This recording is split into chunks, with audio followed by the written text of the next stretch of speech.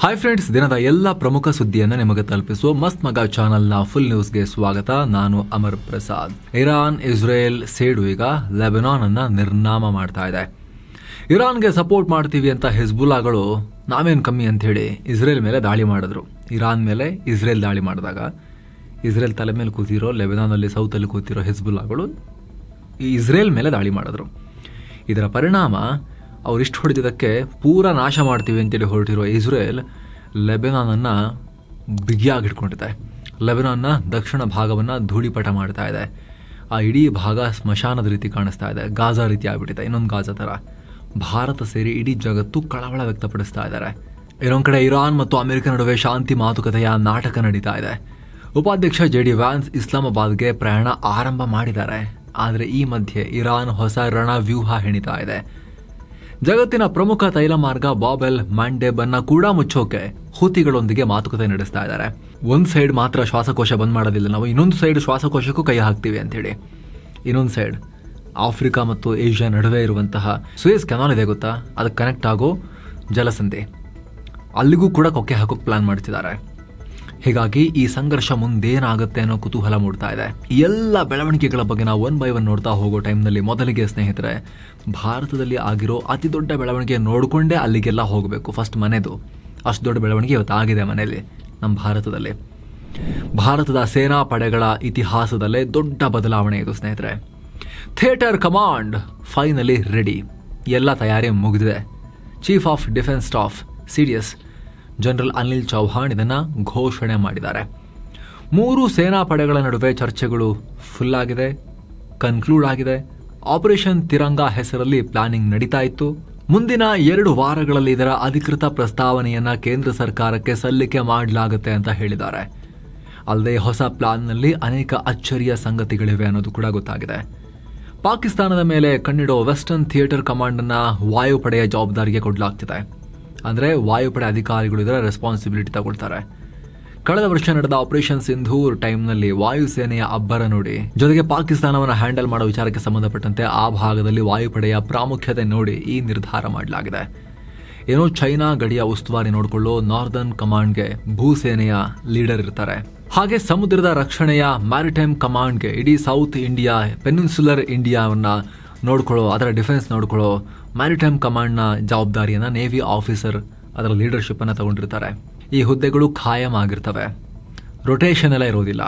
ಮೊದಲು ಪ್ಲಾನ್ ಮಾಡಿದ್ದ ಪ್ರಕಾರ ರೊಟೇಟ್ ಮಾಡಬೇಕು ಅಂತ ಇತ್ತು. ಒಂದು ನಿರ್ದಿಷ್ಟ ಅವಧಿಗೆ ಆರ್ಮಿ ಆಫೀಸರ್ ಕಮಾಂಡರ್ ಆಗಿದ್ರೆ ಆ ಅವಧಿ ಮುಗಿದ ನಂತರ ಏರ್ ಫೋರ್ಸ್ ಆಫೀಸರ್ ಆ ಜವಾಬ್ದಾರಿ ವಹಿಸ್ಕೊಳ್ಬೇಕಿತ್ತು ಅಂತೆಲ್ಲ. ಅದೆಲ್ಲ ವರ್ಕ್ ಆಗೋದಿಲ್ಲ ಅಂತ ಹೇಳಿ ವಾಯುಸೇನೆಗೆ ಖಾಯಂ ಜವಾಬ್ದಾರಿ ಪಾಕಿಸ್ತಾನ ಫ್ರಂಟ್ನಲ್ಲಿ, ಚೈನಾ ಫ್ರಂಟ್ನಲ್ಲಿ ಭೂಸೇನೆಯ ಲೀಡರ್ಶಿಪ್ ಇರುತ್ತೆ. ಅದಕ್ಕೆ ಆ ಕಮಾಂಡ್ಗೆ ಉಳಿದಂತೆ ಪೆನಿನ್ಸುಲರ್ ಇಂಡಿಯಾ, ಸಮುದ್ರ ತೀರ ಹೊಂದಿರೋ ಭಾರತಕ್ಕೆ ಇಡೀ ಅಲ್ಲಿನ ರೆಸ್ಪಾನ್ಸಿಬಿಲಿಟಿಗೆ ಮ್ಯಾರಿಟೈಮ್ ಕಮಾಂಡ್ಗೆ ಜವಾಬ್ದಾರಿ ಕೊಡಲಾಗಿದೆ. ಅಲ್ಲಿ ನೇವಿಯವರು ಲೀಡರ್ ಆಗಿರ್ತಾರೆ. ಹಾಗಂತ ಬರೀ ನೇವಿ ಸಾಕ, ಬರೀ ಇಲ್ಲಿ ಏರ್ಫೋರ್ಸ್ ಸಾಕ, ಇಲ್ಲಿ ಬರೀ ಭೂಸೇನೆ ಸಾಕ ಅಲ್ಲ. ಪ್ರತಿ ಕಮಾಂಡ್ನ ಕೆಳಗಡೆ ಕೂಡ ಭೂಸೇನೆ, ನೌಕಾಪಡೆ, ವಾಯುಪಡೆ ಒಟ್ಟಾಗಿ ಕೆಲಸ ಮಾಡ್ತಾರೆ. ಪ್ರತಿ ಕಮಾಂಡ್ನಲ್ಲಿ 3 ಇರುತ್ತೆ. 3 ಕಮಾಂಡ್ನಲ್ಲಿ ಅದರ ಲೀಡರ್ಶಿಪ್ ಮಾತ್ರ ಈ ತರ ಡಿವೈಡ್ ಆಗಿರುತ್ತೆ. ಜೊತೆಗೆ vice chief of defence staff ಹೊಸ ಹುದ್ದೆಯನ್ನ ಸೃಷ್ಟಿ ಮಾಡೋ ಪ್ರಸ್ತಾವನೆ ಕೂಡ ಇದೆ. ಸದ್ಯಕ್ಕೆ 3 ಸೇನೆಗಳ ಮಟ್ಟದಲ್ಲಿ ಒಮ್ಮತ ಮೂಡಿದೆ. ರಕ್ಷಣಾ ಸಚಿವರು ಮತ್ತು ಕ್ಯಾಬಿನೆಟ್ ಕಮಿಟಿಯಿಂದ ಗ್ರೀನ್ ಸಿಗ್ನಲ್ ಸಿಕ್ಕ ಕೂಡಲೇ ಥಿಯೇಟರ್ ಕಮಾಂಡ್ ರಚನೆಯಾಗುತ್ತೆ. ಇದರಿಂದ ಸ್ನೇಹಿತರೆ, ಈ ಥಿಯೇಟರ್ ಕಮಾಂಡ್ ರಚನೆಯಿಂದ ವಾರ್ ಟೈಮ್ನಲ್ಲಿ 3 ಪಡೆಗಳು ಅತ್ಯಂತ ಸಮನ್ವಯದಿಂದ ಫ್ರಂಟ್ ಅನ್ನ ಕಾಯೋಕೆ, ಫೈಟ್ ಮಾಡೋಕೆ, ಶತ್ರುವಿಗೆ ಏಟನ್ನ ಕೊಡೋಕೆ ಸಾಧ್ಯ ಆಗುತ್ತೆ. ಅತಿ ವೇಗವಾಗಿ ಆಪರೇಷನ್ಗೆ ಇಳಿಯೋಕೆ ಸಾಧ್ಯ ಆಗುತ್ತೆ. ಇನ್ನೊಂದು ಕಡೆ 114 ರಫೇಲ್ ಡೀಲ್ ಖರೀದಿ ಒಪ್ಪಂದಕ್ಕೆ ಸಂಬಂಧಪಟ್ಟಂತೆ ಕೂಡ ಒಂದು ಇಂಪಾರ್ಟೆಂಟ್ ಅಪ್ಡೇಟ್ ಇದೆ. ಭಾರತ ದೊಡ್ಡ ಕಂಡೀಷನ್ ಹಾಕ್ತಾ ಇದೆ. ಈ ವಿಮಾನಗಳಲ್ಲಿ ಭಾರತದಲ್ಲಿ ತಯಾರಾದ ಕ್ಷಿಪಣಿಗಳು ಮತ್ತು ಶಸ್ತ್ರಾಸ್ತ್ರಗಳನ್ನು ಬಳಸೋಕೆ ನಮಗೆ ಅವಕಾಶ ಇರಬೇಕು.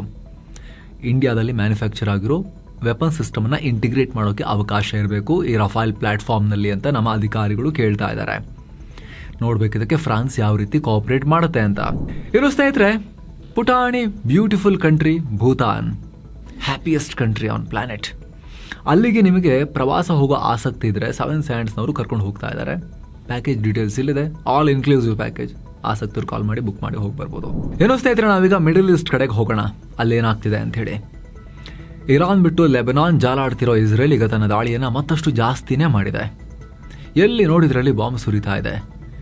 ಲೇಟೆಸ್ಟ್ ಡೇಟಾ ಪ್ರಕಾರ ಹಿಜ್ಬುಲ್ಲಾಗಳ ಸುಮಾರು 200ಕ್ಕೂ ಅಧಿಕ ರಾಕೆಟ್ ಲಾಂಚರ್ಸ್ ಮತ್ತು 1300ಕ್ಕೂ ಅಧಿಕ ಲಾಂಚ್ ಟ್ಯೂಬ್ಗಳನ್ನು ಇಸ್ರೇಲ್ ಧ್ವಂಸ ಮಾಡಿದೆ. 250ಕ್ಕೂ ಅಧಿಕ ಹಿಜ್ಬುಲ್ಲಾಗಳನ್ನು ಹೊಡೆದು ಹಾಕಿದ್ದೀವಿ ಅಂತ ಇಸ್ರೇಲ್ ಸೇನೆ ಹೇಳಿದೆ. ಇವರೆಲ್ಲ ಆರ್ಟಿಲರಿ ಆಪರೇಟರ್ಗಳು ಅಂತ ಕ್ಲೇಮ್ ಮಾಡಿದೆ. ಇದರಲ್ಲಿ ಹಿಜ್ಬುಲ್ಲಾದ ನಜರ್ ಯೂನಿಟ್ನ ಪ್ರಮುಖ ಕಮಾಂಡರ್ ಅಲಿ ಕಾಮೆಲ್ ಅಬರ್ ಅಲ್ ಹಸನ್ ಕೂಡ ಪ್ರಾಣ ಕಳ್ಕೊಂಡಿದ್ದಾನೆ ಅಂತ ಇಸ್ರೇಲ್ ಕನ್ಫರ್ಮ್ ಮಾಡಿದೆ. ಇತ್ತ ದಕ್ಷಿಣ ಲೆಬನಾನ್ನ ಶಾರ್ಕಿ ಅನ್ನೋ ಕಡೆ ಇಸ್ರೇಲ್ ಡ್ರೋನ್ ದಾಳಿ ಮಾಡಿ ಅಲ್ಲಿ ಇಬ್ಬರು ಪ್ರಾಣ ಕಳ್ಕೊಂಡಿದ್ದಾರೆ. ಈ ಮೂಲಕ ಕದನ ವಿರಾಮ ಘೋಷಣೆ ಆದ್ಮೇಲೂ ಕೂಡ ಲಾಸ್ಟ್ 2 ಡೇಸ್ ಅಲ್ಲಿ ಇಸ್ರೇಲ್ ಲೆಬನಾನ್ ಒಳಗಡೆ 320ಕ್ಕೂ ಅಧಿಕ ಹತ್ಯೆಗಳನ್ನ ಮಾಡಿದೆ. ಇವರೆಲ್ಲ ಹಿಜ್ಬುಲ್ಲಾ ಉಗ್ರರು ಅಂತ ಇಸ್ರೇಲ್ ಕ್ಲೇಮ್ ಮಾಡಿದೆ. 1200 ಜನ ತೀವ್ರವಾಗಿ ಗಾಯಗೊಂಡಿದ್ದಾರೆ. ಸ್ನೇಹಿತರೆ, ಈ ಯುದ್ಧದ ಪರಿಣಾಮ ಲೆಬನಾನ್ನಲ್ಲಿ 10 ಲಕ್ಷಕ್ಕೂ ಅಧಿಕ ಜನ ಬೀದಿಗೆ ಬಂದಿದ್ದಾರೆ. ಸಾವಿರಾರು ಜನರ ಪ್ರಾಣ ಹೋಗಿದೆ. ಜನ ತಮ್ಮವರನ್ನ ಕಳ್ಕೊಂಡು ಮನೆ ಮಠ ಕಳ್ಕೊಂಡು ಬೀದಿಗೆ ಬಿದ್ದಿದ್ದಾರೆ ಅಂತ ವಿಶ್ವಸಂಸ್ಥೆ ಯುನಿಸೆಫ್ ಕಳವಳ ವ್ಯಕ್ತಪಡಿಸಿದೆ. ಹಾಗೆ ಲೆಬನಾನ್ನ ದಕ್ಷಿಣ ಭಾಗ ಗಾಜಾ ರೀತಿಯಲ್ಲ, ಅದಕ್ಕಿಂತನೂ ವರ್ಸ್ಟ್ ಆಗ್ತಾ ಇದೆ ಅಂತ ಪ್ರತ್ಯಕ್ಷದರ್ಶಿಗಳು ಹೇಳ್ತಾ ಇದ್ದಾರೆ. ಇತ್ತ ಲೆಬನಾನ್ನಲ್ಲಿನ ಇಸ್ರೇಲ್ ದಾಳಿಗೆ ಭಾರತನೂ ಕಳವಳ ವ್ಯಕ್ತಪಡಿಸಿದೆ. ಲೆಬನಾನ್ನಲ್ಲಿ ಆಗ್ತಾ ಇರೋ ಬೆಳವಣಿಗೆಗಳು ಅತ್ಯಂತ ಆತಂಕಕಾರಿ. ಅಲ್ಲಿ ಶಾಂತಿ ಮತ್ತು ಭದ್ರತೆ ಕಾಪಾಡೋಕೆ ಭಾರತ ಮೊದಲಿಂದಲೂ ಶ್ರಮಿಸ್ತಾ ಇದೆ. ಅಲ್ಲಿರೋ ವಿಶ್ವಸಂಸ್ಥೆಯ ಶಾಂತಿ ಪಾಲನಾ ಪಡೆಗೆ ಯುನಿಫಿಲ್ಗೆ ಭಾರತದ ಸೈನಿಕರು ಕೂಡ ಕೊಡುಗೆ ಕೊಡ್ತಾ ಇದ್ದಾರೆ.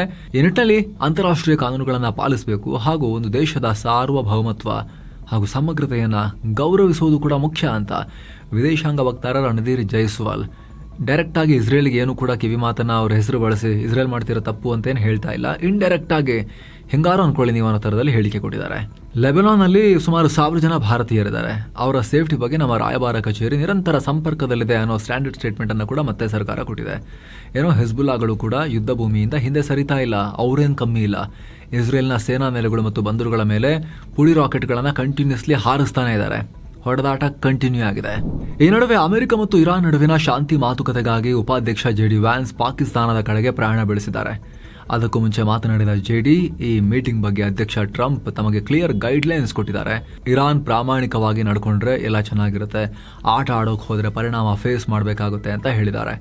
ಏನೋ JD ವ್ಯಾನ್ಸ್ ಜೊತೆ ಜೆರೆಡ್ ಕುಶ್ನರ್, ಟ್ರಂಪ್ರ ಅಳಿಯ, ಹಾಗೂ ಸ್ಟೀವ್ ವಿಟ್ಕಾಫ್, ಟ್ರಂಪ್ರ ಪ್ರಾಬ್ಲಮ್ ಮ್ಯಾನ್, ಅವರು ಕೂಡ ಇದ್ದಾರೆ. ಪಾಕಿಸ್ತಾನಕ್ಕೆ ಹೋಗ್ತಾ ಇದ್ದಾರೆ. ಆದರೆ ಇರಾನ್ ಕಡೆಯಿಂದ ಇದುವರೆಗೂ ಯಾವುದೇ ಕ್ಲಾರಿಟಿನೇ ಇಲ್ಲ. ಹೋಗಿಲ್ಲ ಆ್ಯಕ್ಚುಲಿ ಅವ್ರು ಹೋಗಲ್ಲ ಅನ್ನೋ ಸ್ಟೇಟ್ಮೆಂಟ್ ಕೂಡ ಕೊಟ್ಟಿದ್ದಾರೆ. ನೋಡ್ಬೇಕು ಲಾಸ್ಟ್ ಮೂಮೆಂಟಿಗೆ ಏನಾದ್ರು ಮನ್ಸು ಮಾಡಿ ಹೋಗ್ತಾರಾ ಅಂತ. ಫುಲ್ ನ್ಯೂಸ್ ರೆಕಾರ್ಡ್ ಆಗೋ ಟೈಮ್ನಲ್ಲೂ ಕೂಡ ನಾವು ಹೋಗಲ್ಲ ಅನ್ನೋದೇ ಅವರ ಸ್ಟೇಟ್ಮೆಂಟ್ ಆಗಿತ್ತು. ಅಫಿಷಿಯಲ್ ಸ್ಟೇಟ್ಮೆಂಟ್ ಇಶ್ಯೂ ಬೇರೆ ಮಾಡಿದ್ದಾರೆ, ನಾವು ಹೋಗಲ್ಲ ಅಂತೇಳಿ. JD ವ್ಯಾನ್ಸ್ ಹೋಗಿ ಅಲ್ಲಿ ಮುನ್ನೀರನ್ನ ಬಿರಿಯಾನಿ ತಿನ್ಕೊಂಡು ವಾಪಸ್ ಬರಬೇಕಾಗತ್ತಾ ಗೊತ್ತಿಲ್ಲ ಏನು. ಪಾಕಿಸ್ತಾನ ಅಂತೂ ಫುಲ್ ಒಂದು ಇಂಟರ್ನ್ಯಾಷನಲ್ ಈವೆಂಟ್ ನಡೆಯೋ ಥರ ಫುಲ್ ತಯಾರಿ ನಡೆಸ್ತಾ ಇದೆ. ತನ್ನ JF-17 F-16 ಫೈಟರ್ ಜೆಟ್ಗಳನ್ನು ಇರಾನ್ನ ಬಂದರ್ ಅಬ್ಬಾಸ್ ಬಳಿ ಕಳಿಸಿದೆ. ಅಲ್ಲಿಂದ ಇರಾನ್ ಪ್ರತಿನಿಧಿಗಳಿಗೆ ಎಸ್ಕಾರ್ಟ್ ಕೊಡ್ತೀವಿ, ನಾವು ಕರ್ಕೊಂಡು ಹೋಗೋಕೆ, ಸೇಫಾಗಿ ಕರ್ಕೊಂಡು ಹೋಗ್ತೀವಿ ನಿಮ್ಮನ್ನು ಅಂಥೇಳಿ. ಹಾಗೆ ಮೀಟಿಂಗ್ ಆಗಿ ಇಸ್ಲಾಮಾಬಾದ್ನ ಕೆಲ ಭಾಗಗಳಲ್ಲಿ ಲಾಕ್ಡೌನ್ ಮಾಡಲಾಗಿದೆ. ದಕ್ಷಿಣ ಮತ್ತು ಪಶ್ಚಿಮ ಭಾಗದ ಏರ್ ಡಿಫೆನ್ಸ್ ಸಿಸ್ಟಮ್ಗಳನ್ನು ಪಾಕಿಸ್ತಾನ ಆಕ್ಟಿವೇಟ್ ಮಾಡಿದೆ. ಇಷ್ಟೆಲ್ಲ ಆಗ್ತಿರೋ ಟೈಮ್ನಲ್ಲಿ ಇರಾನ್ ಮಾತ್ರ ಒಳಗೊಳಗೆ ಒಂಥರ ದಿಗ್ಭ್ರಮೆ ಹುಟ್ಟಿಸೋ ಹೆಜ್ಜೆಗಳನ್ನು ಇಡ್ತಾ ಇದೆ. ಇರಾನ್ನ ಅಳಿದುಳಿದ ಟಾಪ್ ನಾಯಕರೆಲ್ಲ ಮೀಟಿಂಗ್ ಮಾಡ್ತಿದ್ದಾರೆ. ಪರಿಸ್ಥಿತಿ ಹದಗೆಟ್ರೆ ಹುತಿಗಳೊಂದಿಗೆ ಸೇರಿಕೊಂಡು ಬಾಬ್ ಎಲ್ ಮ್ಯಾಂಡೆಬ್ ಜಲಸಂಧಿಯನ್ನು ಕೂಡ ಮುಚ್ಚೋ ಬಗ್ಗೆ, ಆ ಮೂಲಕ ಇಡೀ ಜಗತ್ತನ್ನು ಇನ್ನಷ್ಟು ಅಲುಗಾಡಿಸೋದರ ಬಗ್ಗೆ ಚರ್ಚೆ ಮಾಡಿದ್ದಾರೆ. ಇರಾನ್ನ ಪ್ರಮುಖ ಧರ್ಮಗುರು ಮೊಹಮ್ಮದ್ ಜವಾದ್ ಹಜ್ ಅಲಿ ಇದನ್ನು ಕನ್ಫರ್ಮ್ ಮಾಡಿದ್ದಾರೆ. ಶತ್ರುಗಳು ಯುದ್ಧವನ್ನು ಕೇವಲ ಮಿಲಿಟರಿಗೆ ಮಾತ್ರ ಸೀಮಿತ ಮಾಡೋಕೆ ಮುಂದಾಗಿದ್ರು, ಆದರೆ ನಾವು ಹಾರ್ಮುಜನ್ನು ಕ್ಲೋಸ್ ಮಾಡಿ ಜಾಗತಿಕ ಆರ್ಥಿಕತೆಗೆ ಪೆಟ್ಟನ್ನು ಕೊಟ್ವಿ. ಮುಂದೆ ಯೆಮೆನ್ನ ಹುತಿಗಳೊಂದಿಗೆ ಸೇರಿ ಇನ್ನೊಂದಿದೆಯಲ್ಲ ಜಗತ್ತಿನ ನಾಡಿ ಬಾಬೆಲ್ ಮ್ಯಾಂದೆಬ್, ಆಮೇಲೆ ಹಾಗೆ ಮುಂದುವರೆದು ಸುಯಸ್ ಕೆನಾಲ್, ಅಲ್ಲೂ ಕೂಡ ನಾವು ಏನೋ ಮೂವ್ ಆಗಬಾರ್ದು, ಹಂಗೆ ಮಾಡ್ತೀವಿ ಅನ್ನೋ ಬೆದರಿಕೆ ಒಡ್ಡಿದ್ದಾರೆ. 32 ಕಿಲೋಮೀಟರ್ ಅಗಲ ಇರೋ ಈ ಜಾಗದ ಮೂಲಕ ಜಗತ್ತಿನ 10-12% ಸಮುದ್ರ ವ್ಯಾಪಾರ, 8.6 ಮಿಲಿಯನ್ ಬ್ಯಾರಲ್ ಕಚ್ಚಾ ತೈಲ ಅಲ್ಲಿಂದ ಕೂಡ ಸಾಗಾಣಿಕೆ ಆಗುತ್ತೆ. ಇತ್ತ ಇರಾನ್ನ ಸುಪ್ರೀಂ ಲೀಡರ್ ಮೊಜ್ತಬಾ ಖಾಮೆನೈ ಒಂದು ಪೋಸ್ಟ್ ಹಾಕಿದ್ದಾರೆ, ಅಥವಾ ಅವರ ಹೆಸರಲ್ಲಿ ಪೋಸ್ಟ್ ಅನ್ನ ಹಾಕಲಾಗಿದೆ.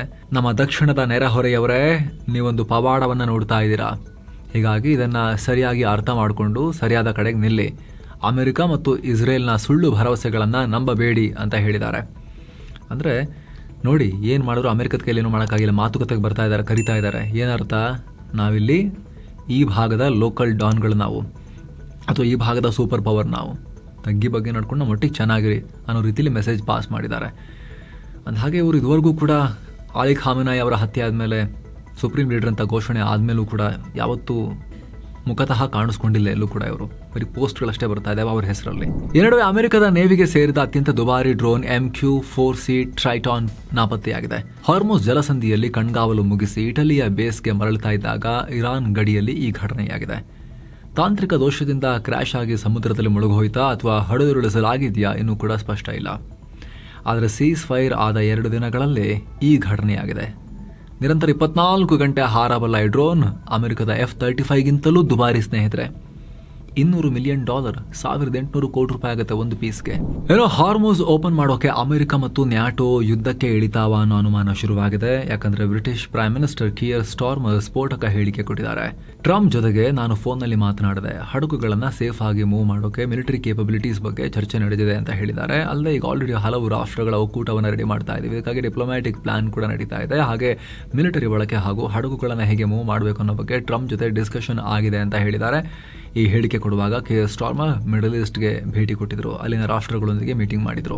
ಇನ್ನು ಇರಾನ್ ಮೇಲೆ ಇಸ್ರೇಲ್ ನಡೆಸಿರೋ ಆಪರೇಷನ್ ರೋರಿಂಗ್ ಲಯನ್ ದಾಳಿ ಬಗ್ಗೆ ಇಸ್ರೇಲ್ ಸೇನೆ ಅಂಕಿಅಂಶ ಸಮೇತ ಮಾಹಿತಿ ಕೊಟ್ಟಿದೆ. ಫುಲ್ ಅವರ ಸಾಧನೆಯನ್ನ ಬಣ್ಣಿಸೋ ನಂಬರ್ಸ್ ಅನ್ನೆಲ್ಲ ಕೊಟ್ಟಿದ್ದಾರೆ. ಇರಾನ್ ಮೇಲೆ 1,000ಕ್ಕೂ ಅಧಿಕ ಬಾರಿ ಏರ್ ಸ್ಟ್ರೈಕ್ ಮಾಡಿ ಬಾಂಬ್ ಹಾಕಿದ್ದೀವಿ, 4,000 ಟಾರ್ಗೆಟ್ಗಳನ್ನು ಹೊಡೆದಿದ್ದೀವಿ, 6,700ಕ್ಕೂ ಅಧಿಕ ನೆಲೆಗಳ ಮೇಲೆ ಟೋಟಲ್ 10,800ಕ್ಕೂ ಅಧಿಕ ಬಾರಿ ನಾವು ಸ್ಫೋಟಕಗಳನ್ನು ಹಾಕಿ ಬ್ಲಾಸ್ಟ್ ಮಾಡಿದ್ದೀವಿ.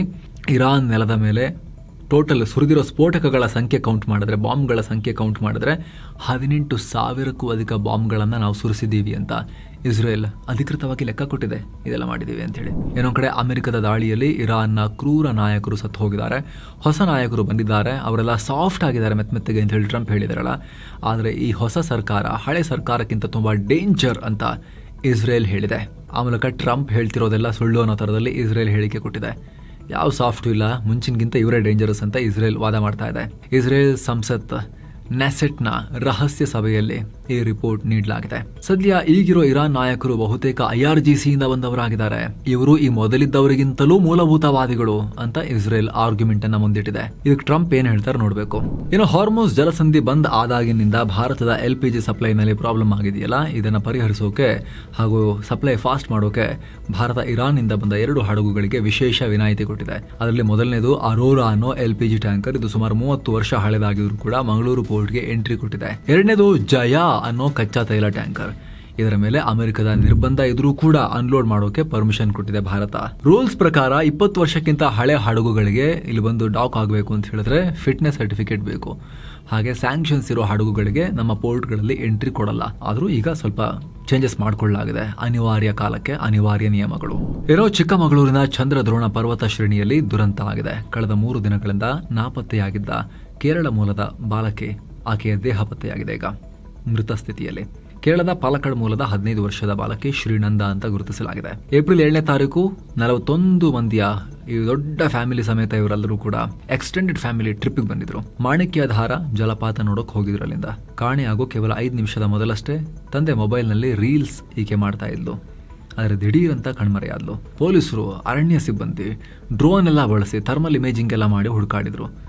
2,000 ಅಡಿ ಆಳದ ಪ್ರಪಾತದಲ್ಲಿ ಮರಕ್ಕೆ ಸಿಕ್ಕಾಕೊಂಡಿರೋ ರೀತಿಯಲ್ಲಿ ಆಕೆಯ ದೇಹ ಸಿಕ್ಕಿದೆ. ಇದು ಆಕಸ್ಮಿಕವಾಗಿ ಕಾಲ್ಜಾರಿ ಬಿದ್ದಿದ್ದ, ಯಾರಾದರೂ ಪುಷ್ ಮಾಡಿದ್ರ, ಏನಾಗಿದ್ದು ಅಂತ ಹೇಳಿ ಈಗ ತನಿಖೆ ನಡೆಸ್ತಾ ಇದ್ದಾರೆ. ಎಲ್ಲ ಆಂಗಲ್ ನಲ್ಲಿ ಪೊಲೀಸರು ತನಿಖೆ ನಡೆಸ್ತಾ ಇದ್ದಾರೆ. ಏನೋ ರಾಜ್ಯದ 72 ವಸತಿ ಕಾಲೇಜುಗಳಲ್ಲಿ ಇನ್ಮುಂದೆ ಸರ್ಕಾರದಿಂದಲೇ ಉಚಿತವಾಗಿ JEE, ನೀಟ್ ಹಾಗೂ ಕೆಸೆಟ್ ತರಬೇತಿ ಕೊಡಲಾಗುತ್ತೆ. ಸಮಾಜ ಕಲ್ಯಾಣ ಇಲಾಖೆ ಮಂತ್ರಿ HC ಮಹದೇವಪ್ಪ ಈ ಘೋಷಣೆ ಮಾಡಿದ್ದಾರೆ. ಈ ಸಲದ PUC ರಿಸಲ್ಟ್ನಲ್ಲಿ 97.22% ಸರ್ಕಾರಿ ವಸತಿ ಶಾಲೆಗಳು ಅಲ್ಲಿನ ಮಕ್ಕಳು ಪಾಸ್ ಆಗಿದ್ರು. ಈ ಸಾಧನೆ ಮೆಚ್ಚಿ ಈ ಅನೌನ್ಸ್ಮೆಂಟ್ ಮಾಡಿದ್ದಾರೆ. ಟ್ರೈನಿಂಗ್ ಕೊಡೋರು ಯಾರು, ಅವ್ರಿಗೆ ಯಾರು ಟ್ರೈನಿಂಗ್ ಕೊಡ್ತಾರೆ ಅದಿನ್ನು ಸ್ಪಷ್ಟ ಎಲ್ಲ ನೋಡ್ಬೇಕು ಏನ್ ಪ್ಲಾನ್ ಅಂತ ಹೇಳಿ. ಏನು ಬಿಹಾರ CM ನಿತೀಶ್ ಕುಮಾರ್ ರಾಜ್ಯಸಭಾ ಸದಸ್ಯರಾಗಿ ಪ್ರಮಾಣ ವಚನ ಸ್ವೀಕಾರ ಮಾಡಿದ್ದಾರೆ. ಅವರಿಗೆ ರಾಜ್ಯಸಭಾ ಚೇರ್ಮನ್ CP ರಾಧಾಕೃಷ್ಣನ್ ಪ್ರಮಾಣ ವಚನ ಬೋಧಿಸಿದ್ರು. ಇನ್ನು 1-2 ದಿನಗಳಲ್ಲಿ ನಿತೀಶ್ ಕುಮಾರ್ ಬಿಹಾರ CM ಸ್ಥಾನಕ್ಕೆ ರಾಜೀನಾಮೆ ಕೊಡ್ತಾರೆ ಅನ್ನೋ ಲೆಕ್ಕಾಚಾರ ಇದೆ. ಆಮೇಲೆ BJP ಅವರಲ್ಲಿ CM ಆಗ್ಬೋದು. ಆಮೇಲೆ DCM ಸ್ಥಾನ JDUಗೆ ಅವರು ನಿತೀಶ್ ಕುಮಾರ್ ಅವರ ಮಗ ಆಗ್ತಾರಾ, ಬೇರೆಯವ್ರು ಆಗ್ತಾರಾ, ಇನ್ನೂ ಕೂಡ ಸ್ಪಷ್ಟ ಇಲ್ಲ.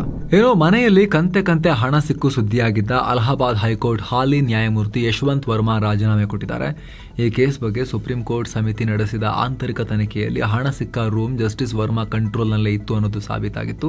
ಇದು ನ್ಯಾಯಮೂರ್ತಿಯೊಬ್ಬರನ್ನ ವಜಾ ಮಾಡುವಷ್ಟು ಗಂಭೀರ ತಪ್ಪು ಅಂತ ಸಮಿತಿ ವರದಿ ಕೊಟ್ಟಿತ್ತು. ಆತ ಸಂಸತ್ನಲ್ಲಿ ಇವರ ವಿರುದ್ಧದ ಇಂಪೀಚ್ಮೆಂಟ್ ಕೂಡ ಅಲ್ಲಿ ಮುಂದಕ್ಕೆ ಹೋಗ್ತಾ ಇತ್ತು. ಅಷ್ಟರಲ್ಲಿ ವರ್ಮಾ ರಾಷ್ಟ್ರಪತಿ ದ್ರೌಪದಿ ಮುರ್ಮು ಅವರಿಗೆ ತಮ್ಮ ರಾಜೀನಾಮೆ ಪತ್ರವನ್ನ ಕಳಿಸಿದ್ದಾರೆ. ಇನ್ನು IS ಉಗ್ರಗಾಮಿಗಳೊಂದಿಗೆ ನಂಟು ಹೊಂದಿದ್ದ ಹೈದರಾಬಾದ್ ಮೂಲದ ಸೈದಾ ಬೇಗಂ ಅನ್ನೋ ಉಗುರಿಯನ್ನ ಆಂಧ್ರ ಪೊಲೀಸರು ಅರೆಸ್ಟ್ ಮಾಡಿದ್ದಾರೆ. ರೀಲ್ಸ್ ಮಾಡಿಕೊಂಡು ಹಾಗೆ ಉದ್ಯೋಗಕ್ಕೆ ಮನೆಗೆಲಸ ಮಾಡ್ಕೊಂಡಿದ್ದ ಈಕೆ ಅವಾಗವಾಗ ರೀಲ್ಸ್ ಎಲ್ಲ ಮಾಡಿ ಹಾಕ್ತಾ ಇದ್ಲಂತೆ. ಆದರೆ ಆನ್ಲೈನ್ನಲ್ಲಿ IS ಉಗ್ರ ಗುಂಪುಗಳೊಂದಿಗೆ ಸಂಪರ್ಕಕ್ಕೆ ಬಂದು 42 ಮಹಿಳೆಯರನ್ನ ಉಗ್ರ ಗುಂಪಿಗೆ ನೇಮಕಾತಿ ಮಾಡಿಕೊಳ್ಳೋ ಉಗ್ರ HR ರಿಕ್ರೂಟರ್ ಕೂಡ ಆಗಿ ಈಕೆ ಈ ಉಗ್ರೇನೋ ಕೆಲಸ ಮಾಡ್ತಾ ಇದ್ಲು. ಖವಾತೀನ್ ಅನ್ನೋ ಪ್ರತ್ಯೇಕ ಮಹಿಳಾ ಉಗ್ರಿಯರ ಟೀಮನ್ನು ಕಟ್ಟಿ ಅದಕ್ಕೆ ಈಕೆಯನ್ನೇ ಲೀಡರ್ ಮಾಡೋಕೆ ಪ್ಲಾನ್ ಮಾಡಲಾಗಿತ್ತು. ದೇಶಾದ್ಯಂತ ದಾಳಿ ನಡೆಸೋಕೆ ಇವರಿಗೆ ಶಸ್ತ್ರಾಸ್ತ್ರ ಮತ್ತು ಸ್ಫೋಟಕ ಟ್ರೈನಿಂಗ್ ಕೊಡೋ ಸಂಚು ಕೂಡ ಇವರಿಗಿತ್ತಂತೆ. ಜಿಹಾದಿ ವಿಡಿಯೋಗಳನ್ನು ಪ್ರಮೋಟ್ ಮಾಡ್ತಿದ್ದ ಈಕೆ ಪಾಕಿಸ್ತಾನಿ ಉಗ್ರರೊಂದಿಗೂ ಕನೆಕ್ಷನ್ ಹೊಂದಿದ್ಲು ಅಂತ ಅಧಿಕಾರಿಗಳು ಹೇಳಿದ್ದಾರೆ. ಇನ್ನು ಉತ್ತರ ಪ್ರದೇಶದ ಮಥುರಾದಲ್ಲಿ ಭೀಕರ ದೋಣಿ ದುರಂತ ಉಂಟಾಗಿದೆ. ಯಮುನಾ ನದಿಯಲ್ಲಿ ದೋಣಿ ಮಗುಚಿ ಕನಿಷ್ಠ 10 ಮಂದಿ ಪ್ರಾಣ ಕಳ್ಕೊಂಡಿದ್ದಾರೆ, ಹಲವರು ನಾಪತ್ತೆಯಾಗಿದ್ದಾರೆ. ಬ್ರಿಡ್ಜ್ಗೆ ದೋಣಿ ವೇಗವಾಗಿ ಹೋಗಿ ಡಿಕ್ಕಿ ಹೊಡೆದ ಪರಿಣಾಮ ಈ ಅಪಘಾತ ಆಗಿದೆ. ನಟ ಪೊಲಿಟಿಷಿಯನ್ ಅಪ್ಪುಡಿ ಪೋಡೋ ಖ್ಯಾತಿಯ ವಿಜಯ್ ಅವರ ಕಡೆ ಸಿನಿಮಾ ಜನನಾಯಕನ್ ರಿಲೀಸ್ಗೂ ಮುನ್ನವೇ ಲೀಕ್ ಆಗಿದೆ. ಟೈಟಲ್, ಇಂಟ್ರೋ ಸೀನ್ ಹಾಗೆ ಕ್ಲೈಮ್ಯಾಕ್ಸ್ ಸೇರಿದ ಹಾಗೆ ಹಲವಾರು ಕ್ಲಿಪ್ಗಳು ಸೋಷಿಯಲ್ ಮೀಡಿಯಾದಲ್ಲಿ ಹರಿದಾಡ್ತಿವೆ. ಹೀಗಾಗಿ ಚಿತ್ರತಂಡ ಲೀಕ್ ಮಾಡೋರಿಗೆ ಮತ್ತು ಶೇರ್ ಮಾಡೋರಿಗೆ ಕ್ರಿಮಿನಲ್ ಕೇಸ್ ಹಾಕ್ತೀವಿ ಅಂತ ವಾರ್ನಿಂಗ್ ಕೊಟ್ಟಿದೆ. ಇವರು ರಿಲೀಸ್ ಮಾಡಕ್ಕೆ ಬಿಡ್ತಾ ಇಲ್ಲ ಅಂತ ಕೋರ್ಟಲ್ಲಿ ಫೈಟ್ ಮಾಡ್ತಾ ಇದ್ರು. ಅವರು ಕೂಡ ಸೆನ್ಸಾರ್ ಬೋರ್ಡ್ನವರು ನಾನಾ ನೆಪಗಳನ್ನು ಕೊಟ್ಟು ಕೊಕ್ಕೆ ಹಾಕ್ತಾ ಇದ್ರು. ಪೊಲಿಟಿಕಲ್ ಟರ್ನ್ ತಗೊಂಡಿತ್ತು. ನಾವೇ ರಿಲೀಸ್ ಮಾಡೋಣ ಅಂತೇಳಿ ಹ್ಯಾಕರ್ಗಳು ಇದನ್ನ ವಿಡಿಯೋಗಳನ್ನು ಈಗ ರಿಲೀಸ್ ಮಾಡಿಬಿಟ್ಟಿದ್ದಾರೆ ಸೋಷಿಯಲ್ ಮೀಡಿಯಾದಲ್ಲಿ. ಏನೋ ಪಶ್ಚಿಮ ಬಂಗಾಳ ಅಸೆಂಬ್ಲಿ ಚುನಾವಣೆಗೆ ಬಿಜೆಪಿ ಪ್ರಣಾಳಿಕೆ ರಿಲೀಸ್ ಮಾಡಿದೆ. ಸಿಕ್ಕಾಪಟ್ಟೆ ಗ್ಯಾರಂಟಿಗಳ ಸುರಿಮಳೆಯನ್ನೇ ಕೊಡಲಾಗಿದೆ. ಮಹಿಳೆಯರಿಗೆ ತಿಂಗಳಿಗೆ 3,000 ರೂಪಾಯಿ ಉಚಿತ ಬಸ್ ಪ್ರಯಾಣ ಹಾಗೂ ಸರ್ಕಾರಿ ಕೆಲಸದಲ್ಲಿ ಮಹಿಳೆಯರಿಗೆ 33% ಮೀಸಲಾತಿಯ ಭರವಸೆ. ಯುವಕರಿಗೆ 5 ವರ್ಷದಲ್ಲಿ 1 ಕೋಟಿ ಉದ್ಯೋಗ ಸೃಷ್ಟಿ. ನಿರುದ್ಯೋಗಿಗಳಿಗೆ ದುಡ್ಡು 10,000 ರೂಪಾಯಿ ದುಡ್ಡು ಹಾಗೂ ಪೇಪರ್ ಲೀಕ್ ಸಂತ್ರಸ್ತರಿಗೆ ವಯಸ್ಸಿನ ಸಡಿಲಿಕೆ ಮಾಡ್ತೀವಿ ಅಂತ ಘೋಷಿಸಿದೆ. ಅಧಿಕಾರಕ್ಕೆ ಬಂದ 45 ದಿನದಲ್ಲಿ 7ನೇ ವೇತನ ಆಯೋಗ ಮತ್ತು 6 ತಿಂಗಳಲ್ಲಿ UCCಯನ್ನು ಜಾರಿ ಮಾಡ್ತೀವಿ, ಯೂನಿಫಾರ್ಮ್ ಸಿವಿಲ್ ಕೋಡ್ ಜಾರಿ ಮಾಡ್ತೀವಿ ಅಂತಲೂ ಅಮಿತ್ ಶಾ ಡಿಕ್ಲೇರ್ ಮಾಡಿದ್ದಾರೆ. ಬಂಗಾಳದಲ್ಲಿ ಏಪ್ರಿಲ್ 23 ಮತ್ತು 29ನೇ ತಾರೀಕು ವೋಟಿಂಗ್, ಮೇ 4ಕ್ಕೆ ರಿಸಲ್ಟ್. ಇನ್ನು ಇಸ್ರೋದ ಗಗನಯಾನ್ ಮಿಷನ್ನಲ್ಲಿ ಇನ್ನೊಂದು ಬ್ರೇಕ್ ಥ್ರೂ. ಶ್ರೀಹರಿಕೋಟಾದಲ್ಲಿ 2ನೇ integrated air drop test IADT-02 ಯಶಸ್ವಿಯಾಗಿ ನಡೆದಿದೆ. ಸ್ಪೇಸ್ಗೆ ಹೋಗೋ ಗಗನಯಾತ್ರಿಗಳು ಸೇಫ್ ಆಗಿ ಭೂಮಿಗೆ ವಾಪಸ್ ಬರೋದನ್ನು ಕನ್ಫರ್ಮ್ ಮಾಡ್ಕೊಳ್ಳೋಕೆ ಈ ಟೆಸ್ಟ್ ಮುಖ್ಯ. ಅಂದಹಾಗೆ ಮುಂದಿನ ವರ್ಷ ಈ ಮಾನವ ಸಹಿತ ಗಗನಯಾನ್ ಮಿಷನ್ ಲಾಂಚ್ ಆಗುತ್ತೆ. ಇನ್ನು IPLನಲ್ಲಿ RCB ಮತ್ತು ರಾಜಸ್ಥಾನ್ ರಾಯಲ್ಸ್ ನಡುವೆ ಅಸ್ಸಾಂನ ಗುವಾಹಟಿಯಲ್ಲಿ ಲೀಗ್ ಹಂತದ ಮ್ಯಾಚ್. ಫುಲ್ ನ್ಯೂಸ್ ರೆಕಾರ್ಡ್ ಆಗೋ ವೇಳೆ ಮ್ಯಾಚ್ನ ಸ್ಟೇಟಸ್ ಈ ಥರ ಇತ್ತು. ಇನ್ನು ಭಾರತದ ಷೇರುಪೇಟೆ ಇದೇ ಆಗಿದೆ. ಈಗ ಇವರು ಯುದ್ಧ ಶುರುವಾದಲ್ಲಿಂದ ಮೊನ್ನೆ ಹಿಂಗೆ, ನಿನ್ನೆ ಹಿಂಗೆ, ಮತ್ತಿವತ್ತು ಹಿಂಗೆ. ವಾರದ ವಹಿವಾಟು ಕೂಡ ಎಂಡ್ ಆಯಿತು. ಕಡೆ ದಿನ 919 ಪಾಯಿಂಟ್ ಏರಿತು ಸೆನ್ಸೆಕ್ಸ್. 1.2% ಏರಿಕೆಯಾಗಿ 77,550ಕ್ಕೆ ರೀಚ್ ಆಗಿದೆ. ನಿಫ್ಟಿ 276 ಪಾಯಿಂಟ್ಸ್ ಅಥವಾ 1.16% ಜಿಗಿದು 24,051ಕ್ಕೆ ತಲುಪಿದೆ. ಬ್ರಾಡರ್ ಮಾರ್ಕೆಟ್ನಲ್ಲಿ mid cap index 1.5%, small cap index 1.6% gain ಮಾಡಿಕೊಂಡಿವೆ. ಈ ವಾರದಲ್ಲಿ ನಿಫ್ಟಿ 6.4% ನೆಟ್ ಏರಿಕೆ ಕಂಡಂಗಾಗಿದೆ. ಜೊತೆಗೆ ವಿದೇಶಿ ಹೂಡಿಕೆದಾರರು ಅಂದರೆ FIIಗಳ ಸೆಲ್ಲಿಂಗ್ ಕೂಡ ಸ್ವಲ್ಪ ಕಮ್ಮಿಯಾಗಿದೆ. ಮಾರ್ಕೆಟ್ ಹೀಗೆ ಗ್ರೀನ್ನಲ್ಲಿ ಇದರಿಂದ ಎಂಡ್ ಆಗಿದೆ. ಮಿಡಲ್ ಈಸ್ಟ್ನಲ್ಲಿ ಕದನ ವಿರಾಮ ಆಗ್ತಿರೋದು, ಪಾಕಿಸ್ತಾನದಲ್ಲಿ ಮಾತುಕತೆಗೆ ತಯಾರಿ ನಡೀತಿರೋದು, ಇರಾನ್ ರಿಜೆಕ್ಟ್ ಮಾಡಿದೆ, ಆದರೂ ಕೂಡ JD ವ್ಯಾನ್ಸ್ ಹೊರಟಿದ್ದಾರಲ್ಲ, ನೋಡೋಣ ಇರಾನ್ ಹೋಗುತ್ತಾ ಇಲ್ವೋ ಅನ್ನೋ ಲೆಕ್ಕಾಚಾರದಲ್ಲಿ ಮಾರ್ಕೆಟ್ನಲ್ಲಿ ಪಾಸಿಟಿವಿಟಿ ಕಂಡಿದೆ. ಹಾಗೆ ರೂಪಾಯಿ ಮೌಲ್ಯ ಡಾಲರ್ ಮುಂದೆ 92 ರೂಪಾಯಿಗೆ ಬಂದಿದೆ, ಇನ್ನಷ್ಟು ಸ್ಟ್ರೆಂಥನ್ ಆಗಿದೆ. ಹೀಗಾಗಿ ಈ ಬದಲಾವಣೆ. ಇನ್ನು ಸೆಕ್ಟರ್ಗಳ ವಿಚಾರಕ್ಕೆ ಬಂದರೆ auto, realty, capital goods, FMCG, power ಮತ್ತು ಬ್ಯಾಂಕಿಂಗ್ ಸೆಕ್ಟರ್ಗಳು 1-2% ವರೆಗೆ ಏರಿಕೆ ಕಂಡಿವೆ.